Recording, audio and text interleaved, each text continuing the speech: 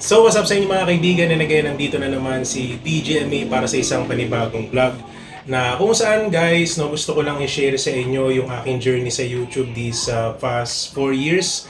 Alam ko guys, sobrang tagal ko na sa YouTube kasi yung 4 years na yun, alam ko marami tayong pwedeng gawin. But talagang kung makikita niyo yung ating subscriber sa YouTube, yung channel growth natin, kung ikukumpara niyo sa iba, hindi talaga siya ganun kabilis mag-grow. Okay? Pero gusto ko lang kayong sabihan or gusto ko lang kayong paalalahanan na kahit gaano kabagal yung progress nyo, it's either sa inyong mga social media accounts, sa inyong mga YouTube channel, sa inyong mga Facebook account, especially sa mga nagsisimula pa lang sa vlogging dyan, ay huwag kayong mag-stop, no? So tuloy nyo lang yan kasi kahit ako naman nahirapan din guys, dumadating din sa point na nabe-burnout ako. Hindi talaga maiiwasan yun guys kasi minsan pag nakikita mo na hindi ganun kabilis yung growth ng channel mo, talagang panghihinaan ka ng loob. Pero ang maganda lang sa atin guys is hindi tayo nag-stop. Kumbaga nagpapahinga lang tayo tapos babalik ulit. So may mga nagtatanong, DJME, magkano ba yung sinasahod mo sa YouTube monthly? So ito na nga guys, okay? Ako guys, hindi ko ikinakahiya kung magkano yung sinasahod ko sa YouTube. Kung titignan nyo yung ating mga records dito sa ating YouTube studio, so almost parang nasa 10,000 to 15,000 monthly lang yung sinasahod natin. So parang meron tayong minimum salary na trabaho dito sa Pinas, which is para sa akin hindi na siya masama. Di ba, biruin mo, nasa bahay lang tayo, kasama pa natin yung family natin, and at the same time nakakasupport naman tayo sa mga pagbabayad ng mga bills natin like kuryente, tubig, allowance, di ba? So para sa akin, malaking bagay na siya. At ano ba yung reason kung bakit hindi ko maiwan-iwan ang social media at ang YouTube? These past few months, these past few years guys, marami na tayong natulungan sa social media. Marami tayong na-inspire, marami din tayong na-motivate. May naalala nga ako guys, meron akong isang nakausap na parang napanghihinaan na siya magloob sa vlogging. Pero nung nakausap natin siya, nabigyan natin siya ng advice at tips, parang nabuhayan siya ng loob. Kumbaga, ang nakita kong purpose ko sa YouTube guys is, alam mo yun, magbigay ng inspiration, motivation para sa mga kaibigan natin na nahihirapan na sa social media kasi hindi naman lahat ng nagbablog kaya nilang tumagal talaga. Yung iba kasi sabihin natin hype lang sila, di ba? Nung una libangan lang, pero dumadating kasi sa point guys na parang nagkakaroon sila ng interest na mas umangat pa sa YouTube or sa Facebook. So that's why dun papasok yung stress, dun papasok yung burnout, lalo na pagka hindi mo nakikita na ganun kalaki yung growth na nare-receive mo sa channel and sa YouTube. Ako guys, masaya ako.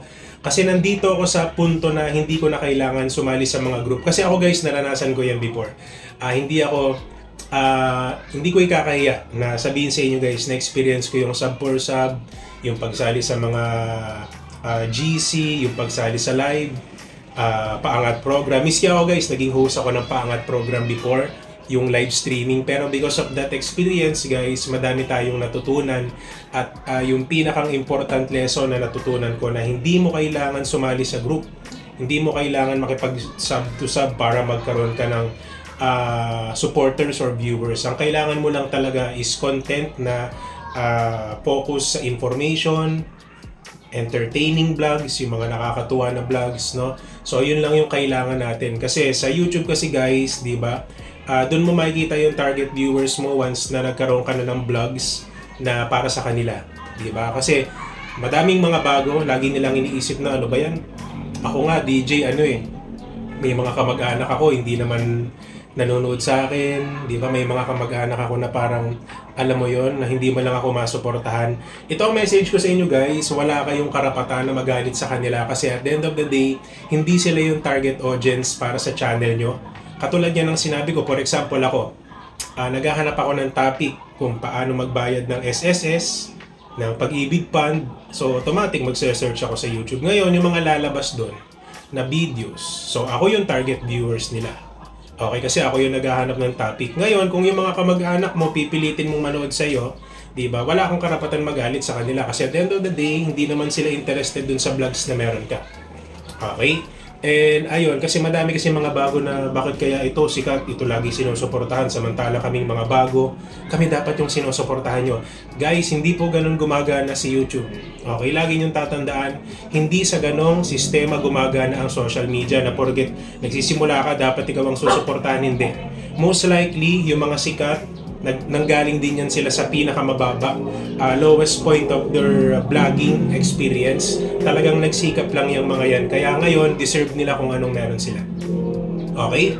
So, ayun lang naman guys. Gusto ko lang i-share sa inyo kasi may mga nag-chat-chat sa akin. Siguro, na-curious sila kung magkano yung sinasahod ko monthly sa YouTube. So, katulad nung sinabi ko guys, ang sahod ko lang sa YouTube monthly is nagre-range lang siya ng 10,000 to 15,000 a month. Swerte na tayo pag umabot tayo ng 20,000 pesos plus. Ang maganda lang kasi dito sa YouTube guys, anytime pwedeng tumaas ang sahod mo. Lalo na kung mas marami kang views na nakuha within this month. So it means hindi siya fix. Pwedeng tumaas, pwedeng bumaba. At ito yung nagiging challenge sa akin guys, sa experience ko now. Kasi bukod sa natututo akong mag-search or gumawa ng bagong contents is na-observe ko kung malaki ba yung views na nakukuha ko this month, which is para sa akin, ito yung experience na gusto kong nararanasan everyday, yung bagong challenge, di ba? Yun naman gusto natin, challenge di ba? Kasi sa pang-araw-araw na nabubuhay tayo dito, di ba? Nakaka-bored din kasi pag walang challenge ang buhay. Di ba? Sino ba naman ang ayaw ng challenge? Siguro yung mga takot, di ba? Yung ayaw makipagsapalaran sa buhay. So, ganun lang naman yun guys Ang sa akin lang, I just want to give you a motivation, an inspiration, no? Para kahit papaano magtuloy-tuloy guys sa social media. At ayun guys, hindi lang naman pala YouTube yung ating source of income.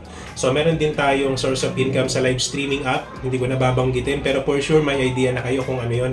At ayun nga, yung mga nagiging kaibigan natin sa social media, no? They are supporting us by applying sa membership sa ating YouTube channel, by donating, no? So that's why ngayon pa lang guys, kinukuha ko yung pagkakataon na to para magpasalamat sa inyo at sa lahat ng supporters ng ating YouTube channel. Sinara ko talaga yung electric fan guys, kaya pansin nyo kanina pa ako punas ng pawis dito.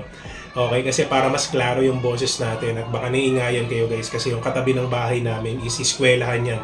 So may mga bata, tapos may mga huni ng ibon. So ano kasi kami guys malapit kami sa mga puno-puno kasi to. So baka naririnig nyo sa background sounds natin. Okay, so yun lang naman guys. Sana na-motivate kayo. Sana na-inspire kayo.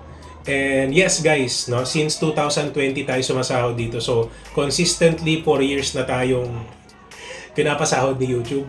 So proud to say hindi man ganun kalaki pero ang sa akin kasi guys, sobrang laki din ng utang na loob ko sa YouTube.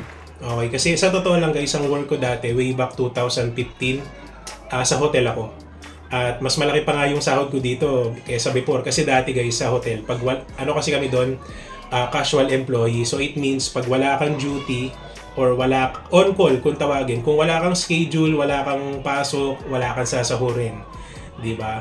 So yun yung work ko dati way back 2015 and then nakapag-barko din ako guys way back 2019. Sobrang payat ko nun guys. Grabe, naalala ko yung katawan ko nun para akong butiki. Okay, so nakaisang kontrata ako, okay naman ang sahod kasi ang position ko lang before dun guys is F&B utility. So most likely sa paglilinis, sa buffet ng restaurant. So nakaisang kontrata lang ako and eventually 2020 nagkaroon ng pandemic, COVID-19, so hindi na ako nakabalik.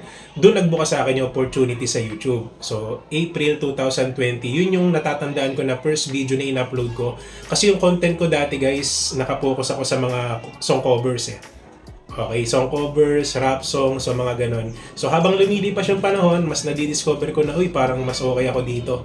So yun yung sinasabi ko sa inyo guys, na experience is the best teacher.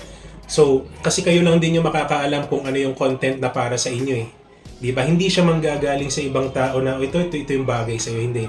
So, mararamdaman niyo siya guys na kumbaga, uy, parang ito yung content na para sa akin along the experience. Okay, hindi niyo siya kailangan itanong lagi dun sa tao na, uy, DJ, ano ba yung content na sa tingin mo para sa akin? Hindi namin masasagot yan guys. Kayo lang po yung makakasagot niyan. Katulad po ng sinabi ko ako sa almost 4 years ko sa YouTube. Marami na tayong content na napagdaanan pero mas nag-focus tayo dito sa informative with entertainment vlogs. So hanggat maaari, hinahaluan natin ng konting entertaining value yung mga vlogs natin para hindi naman kayo maumay. Ayun lang guys, kung nakarating ka sa point ng video na to, it means medyo matagal yung pakikinig mo sa akin. So salamat sa'yo. And ayun lang naman guys, mag-iingat tayo palagi. And of course, stay healthy. No? Kung napanood nyo yung nakaraang vlog ko, nagkaroon tayo ng konting problema sa ating buto. Di ba? Buto-buto. So, galaw-galaw din tayo pag may time guys. And yun lang naman guys. Ingat kayo palagi. Maraming salamat.